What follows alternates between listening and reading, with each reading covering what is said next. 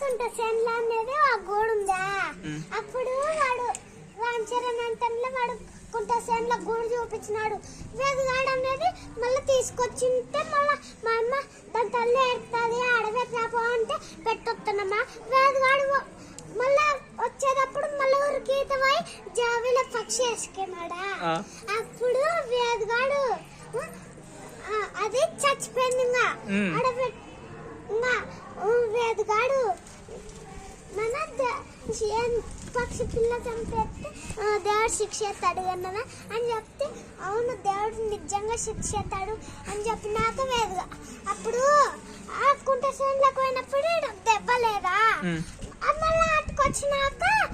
దెబ్బ ఉంది ఎవరికి వానికే ఓనరా దేవుడు శిక్ష చేసినట్లు కదా అందుకు వాడు రోజు దేవుడు శిక్ష చేయకూడదని దేవుడు శిక్ష చేయకూడదని దేవుడు శిక్ష చేయకూడదని అన్నాడు రోజు మన ఆయన పడిపోయినప్పుడు బాబాయ్ నాకు శిక్ష చేయాలి బాబాయ్ దేవుడు అని అన్నాడు అందుకు ఏస్తాడు దేవునికి ఫోన్ చేస్తా అంటే